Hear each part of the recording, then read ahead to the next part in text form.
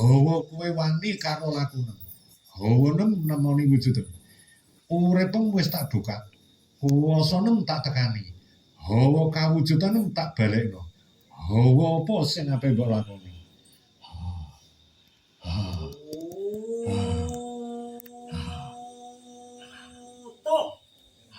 Sejati. Jadi Eyang Prabu suarane ngeten iki. Niki cara dijabarno bahasane ngeten. Aku iki wujud. Aku iki wujud. Aku iki wujud.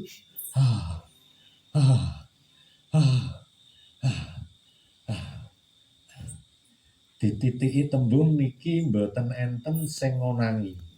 Dados niki umpami diarani mati nggih mboten, diarani sadar nggih mboten. Tapi namung uripe kalih utuhe dawuh piyambak.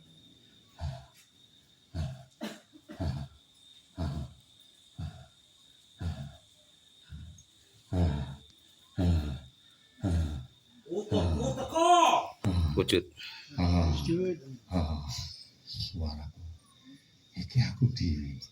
Iki aku dhewe. Iki aku dhewe. Iki aku dhewe. Iki aku dhewe. Iki aku dhewe. Iki aku dhewe. Iki aku dhewe. Iki aku. Iki aku. Iki aku. Iki aku. Iki aku.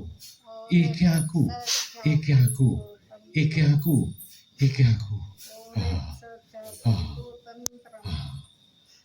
Urip sejatiku tentrem. Urip sejatiku tentrem. Ora.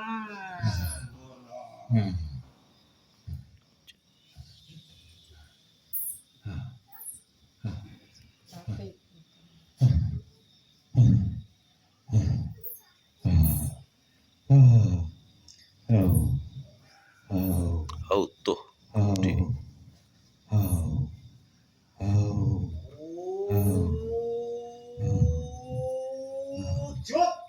Sejati tentrem.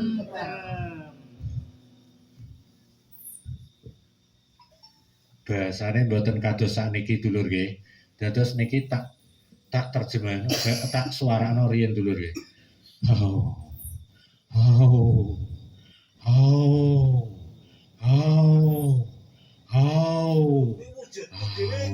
Tapi niki enten wit dulur ten mriki. Tapi posisine mboten ten mriki, posisine ten jero niki dulur.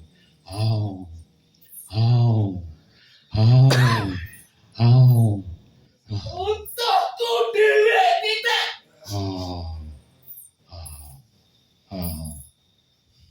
Niki posisine senden wit kalih ngeten dulur bahasane nek sakniki kalih aplah-aplah ngeten.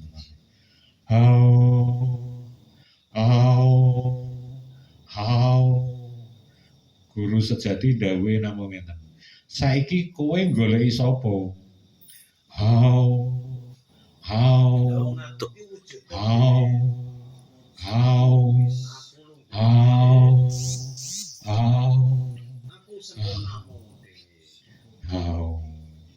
Iki nek dibahasano tembunge ngeten dulur. Iki aku dhewe. Iki kuwasaku dhewe. Iki wujudku dhewe. Iki suaraku dhewe.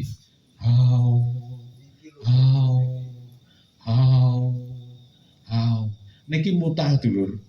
Niki terus mutah dulur. Sanjerone mutah niki enten tembung swara dawuh ngene. Hawane urip kuwasa nekani kowe wis janji. Kowe pengen kasampurnan. Kowe pengen dadi wong sing sempurna. Namoni apa wae kowe kudu wani. Nemoni sapa wae kowe kudu wani. Kuwasaku kabeh sing manjingi. Sejati tentrem.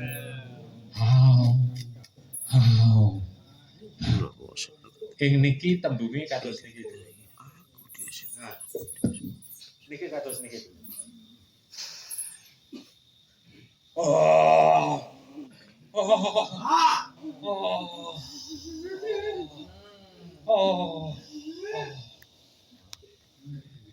Posisine ngeten dulu ya niki. Niki.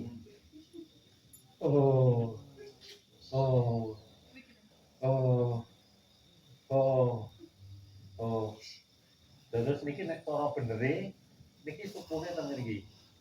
Niki posisine ngeten iki. Nah, ten mriki. Mancingnya ngeten. Hawa, hawa, hawa, hawa, hawa, au, au, au, au, au, au, au. Awa, awa, awa, awa, awa, awa.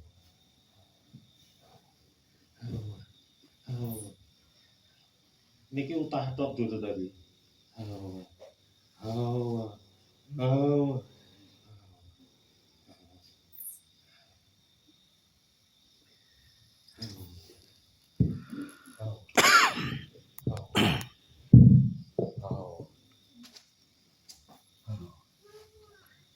Warnane laku niki mutah metu irenge dulu.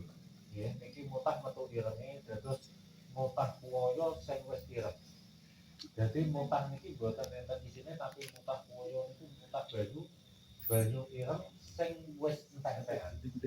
Dados ten mriki niki nek cara dijam dulur niki jane kudune jam 2:30 pagi ndik. Nek niki jane kudune 2:30 pagi ndik. Dados ten mriki niki semaput sing pun terakhir. Nggih. Niki mboten enten sinten-sinten tapi kuwasa ndhawuhi ngeten. Kowe wis tak suwarani. Ing kene ora ono sapa-sapa. Urip kabeh karo aku dhewe. Ing wektune adilono. Nah, posisi kalih niki dulur. Niki ngeten iki. Aku dhewe.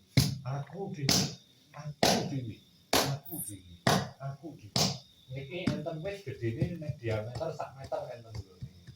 Tapi sak berhubung sakniki mboten saged dados niki enten urip gedhe nggih niki digeblungi. Aku dhewe. Oh, kowe wis teko. Tapi kuwasa kabeh sing ngatakno. Ngono bakal tak sempurna. Iki terus prapak-prapak srengenge ajar injing terus saged terantanan ngeten. Niki umpama wit, niki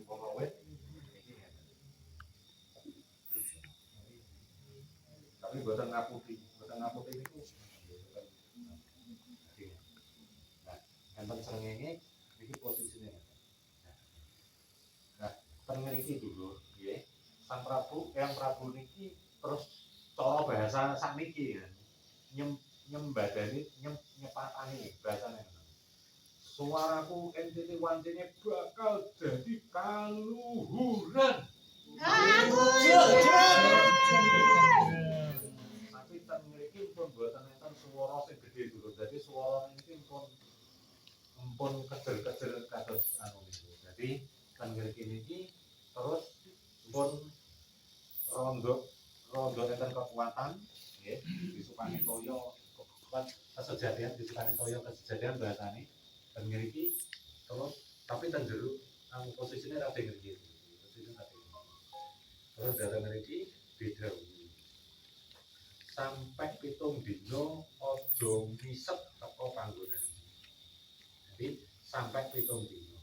Lah saiki dulur 80 dina nggih ditambah 7 dina mboten klebonan apa-apa.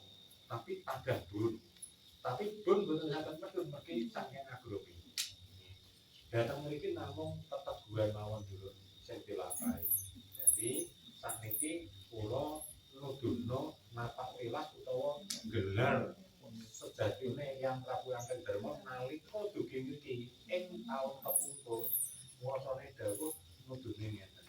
Ing sapa wong kang pengin nakani kaluhurane urip apa wae sing bakal dilakoni kabeh bakal diwujudno. Ing tuntutane urip kabeh bakal dilakoni isine manungsa kudu teko suwarane iki. Wujud Jadi tentrem. Bahwa aku pedang dawuh. Omong karo urip aku bakal nguasani wujud.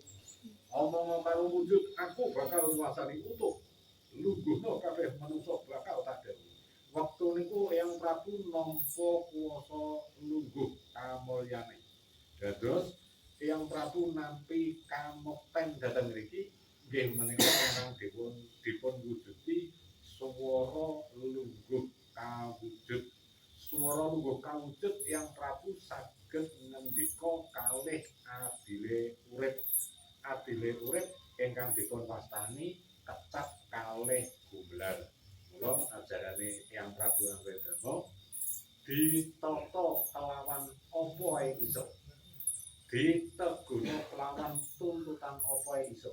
Mujudna utuhe dawuh apa ae iso, manjinge teguhe laku, lungguhe sempurna. Mula dulur-dulur, yen kita minangka lungguh ing kaluhuran ing Kawujara. Taun 2026 kawujud dituntut kalih suarane tembung. Sudita dititik kaluhuran. Suarana kabeh ing taun 2026 tangine Bojonegoro. Wujud. Tangine Bojonegoro. Sejati tentrem. Bojonegoro ing taun 2026 iki dulur tekone ucapan kabeh dijerano manjinge tembung kabeh disuarano. Mula dulur-dulur, lamun dulur-dulur sak isine tembung ing titiwancine nitik laku, lamun enten dulur-dulur sing nglungguhi ajaran iki, mbok nggih yo tembunge ngeten dulur.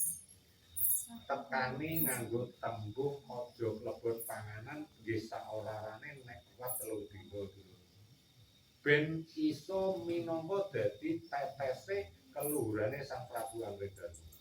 Menawa dulur-dulur iso. Lho, dulur-dulur tuntutane Eyang Prabu Anggradarma nek dititik 87 dina. Lungguhe gak kleburan apa ing kiasan kita kudu tatap.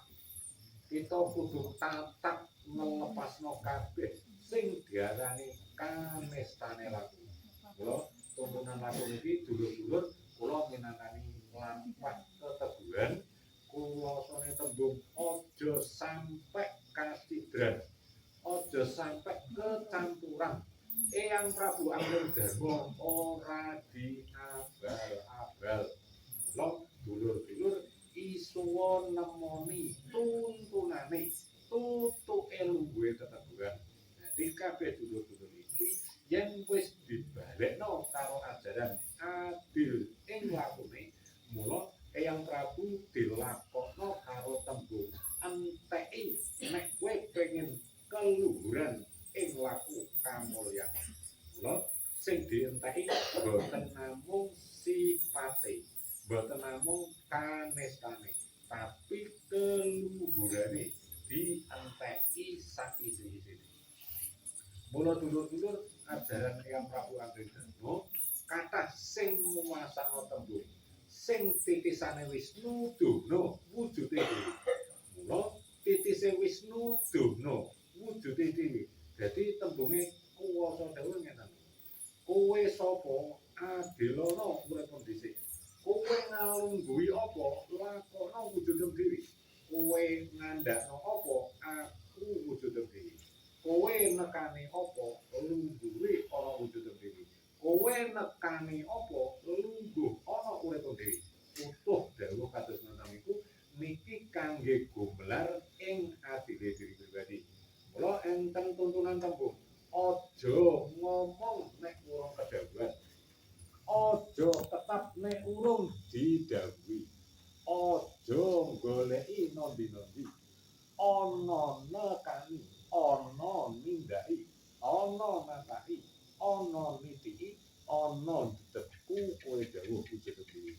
Lungguh keteguhan dulur-dulur niki wejangan ingkang disampene kalih Sang Prabu Anggradarma krana nalika metu saking wujud 80 dina niku. Dadi kedawuhan aja misek teka kene bahasane ngoten niku dulur. Nek cara riyen bahasane ngeten niku dulur. Mboten langsung cetok kados niku dulur. Jadi bahasane tasik basa kautuhan. Lho, isine teh janji lungguh kasampur ing tuntutane urip ditemono. Nah, boten aneh dulur nggih, niki boten aneh. Nalika Yang Prabu niki wujud tembung ngantos 86 dina enten sing nekakno panganan. Nggih. Sinten sing nekakno? Nggih utuh piyambak sing nyukani. Mula dulur-dulur tuntunan lampah niki mboten bakal kacidran nalika kita wani lungguh keteguhan. Mula adile lampah kita mboten saged ngelepasno tembung ing kiasan mergi menungso niki kathah sing dereng urip ngancani uripe dhewe. Mula kathah pangsuwan, kathah keteguhan, kathah keluluhan tembung-tembung sing nglirwakno adile diri pribadi. Mula dulur-dulur ajaran iki disuwarani kalih tembung. Sapa menungso wani nemoni uripe dhewe, lungguhe tuntutan bakal dituntasne. Laku iki ora bakal iso dicidrani, keluhurane tembung bakal disuwarani. Mula ajaran adil diri pribadi nitik tembung boten enten kelompok agama, boten enten kelompok suku, boten enten kelompok saking